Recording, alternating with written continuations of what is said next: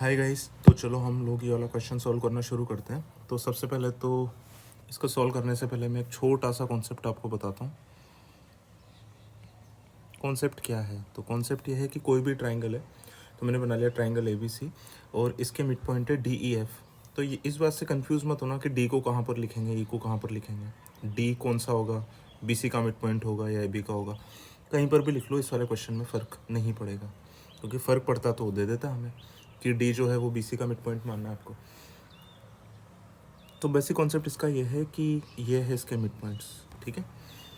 तो टोटल बड़े वाले ट्रायंगल का जो एरिया है ना, इसको मैं जानबूझ करके x नहीं मान रहा हूँ। कितना मान रहा हूँ? 4x, है ना। आप चाहो तो x भी मान सकते हो, पर क्योंकि चीज़ें थोड़ी सी सिंप्लीफाइड फॉर्म में रहेंगी 4x मानने से, तो इसलिए तो जब भी देखो मैं इसके मिड पॉइंट को ज्वाइन करूँगा ना, ऐसे जब मैं इसके मिड पॉइंट को ज्वाइन करूँगा तो ये ऊपर की तरफ जो ट्रायंगल बनेगा, इसका एरिया कितना होगा? जो पूरे ट्रायंगल का जो एरिया है ना, इसको आप कर लो 4 से डिवाइड।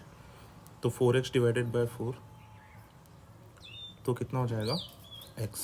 तो 4 से डिवाइड कर लोगे, ये आएगा, ठीक है। तो इसका एरिया कितना हो जाएगा? इसका एरिया हो जाएगा x, ठीक है। अब इसके बाद में इधर देखो, ये वाला जब मैं इन दोनों मिड पॉइंट को मिलाऊंगा तो ये वाला जो बनेगा, ये वाला, इसका एरिया भी फिर से कितना होगा? इसका एरिया भी उतना ही होगा। जो पूरे ट्रायंगल का एरिया ना, उसको 4 से डिवाइड कर लो, यानी कि 4x डिवाइड बाय 4, यानी कि ये भी कितना हो जाएगा? ये भी हो जाएगा x, ठीक है। तो इसको मैंने लिख दिया यहाँ पर x। इसके बाद में तीसरा वाला देखो, ये वाला जो है, इन दोनों के मिड पॉइंट को जब मैं मिलाऊंगा तो ये जो छोटा सा जो ट्रायंगल बनेगा, ये वाला, इसका एरिया भी कितना हो जाएगा? जो पूरे ट्रायंगल का एरिया, उसको हम किससे डिवाइड कर देंगे? 4 से। 4 से डिवाइड कर देंगे तो ये भी कितना आ जाएगा? 4x, पूरे ट्रायंगल का एरिया डिवाइडेड बाय 4। तो इसका भी एरिया कितना हो जाएगा? x, ठीक है। तो इसका भी एरिया कितना हो जाएगा? x।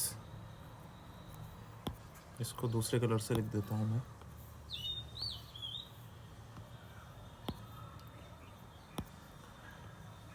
ठीक है, तो इधर देख लो, तो टोटल पूरे ट्रायंगल का एरिया कितना था? 4x था। तो उसमें से x ये रहा, x ये रहा, x ये रहा, कितना हो गया? 3x। तो इसका बीच वाले का एरिया कितना हो जाएगा? बीच वाले का एरिया भी हो जाएगा x, ठीक है। तो ये हो गया हमारा कॉन्सेप्ट। तो अब मैं एक बार और बता देता हूँ कि मैंने 4x क्यों माना। क्योंकि 4x माना ना, तो ये सारे x आ गए। अगर मैं इसको x मानता ना, तो क्या होता फिर उस केस में फिर ये आता, अगर मैं पूरे बड़े ट्रायंगल को अगर मैं मानता कि इसका एरिया है x, तो ये आता है x/4, ये आता है x/4, ये भी आता है x/4 और ये भी आता है x/4। कर सकते हो ऐसे भी। कहने का मतलब यही है कि जो भी ये 4 ट्रायंगल बनते हैं मिड पॉइंट को ज्वाइन करने के बाद में, इन चारों का एरिया कैसा होता है? बराबर होता है। यही कॉन्सेप्ट इसके अंदर लग भी रहा है, ठीक है। तो यहाँ पर इसने क्या दे रखा है हमको? तो कॉन्सेप्ट तो ये है इसका, बहुत ही सिंपल सा, है ना। इसका रीज़न क्या है और ये क्या है, तो ये वाला एक मैंने छोटा सा कॉन्सेप्ट वीडियो बनाया अभी, तो इसके अंदर तो मैं एक्सप्लेन नहीं करूँगा। बाकी इस वाले रिजल्ट को आप डायरेक्टली यूज़ कर सकते हो क्वेश्चन के अंदर। तो ये जो हमारा जो एक्चुअल क्वेश्चन है, तो ये वाली बात समझ में आ गई कि जब भी मिड पॉइंट को ज्वाइन करेंगे तो 4 ट्रायंगल बनते हैं इससे छोटे छोटे, 1 2 3 और 4। इन चारों का एरिया बराबर होता है। तो इसने किसका एरिया पूछा मुझे? DEF का, ठीक है। तो क्योंकि पूरा एरिया कितना है? 4x की वैल्यू कितनी दे रखी है आपको? 108। तो x की वैल्यू कितनी आ जाएगी? 108 डिवाइडेड बाय 4, यानी कि कितनी आ जाएगी? 27।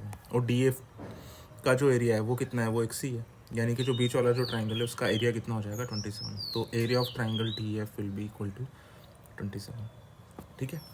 और ये कॉन्सेप्ट आपको रेडीली अगर आता है तो आपको एग्जाम में क्या करना है? आपको बस केवल इतना सा करना है, इतनी सारी रामायण मैंने लिखी है, ये सब आपको लिखनी नहीं है। आपको बस ये करना है कि ये 1/4 होगा, कि 108 डिवाइडेड बाय 4, ठीक है। डिवाइड इज इक्वल टू कितना आ जाएगा? 27। आगे बात समझ में? तो बस ये इतने से में सॉल्व हो जाएगा। और इस वाले क्वेश्चन को ऐसा में समझ लेना कि ये तो बहुत ज़्यादा आसान हो गया। इससे रिलेटेड मैं एक सस्पेंस आपको बताऊंगा आने वाले वीडियोस के अंदर, ठीक है। हम लोग मिलते हैं एक नए क्वेश्चन के साथ में।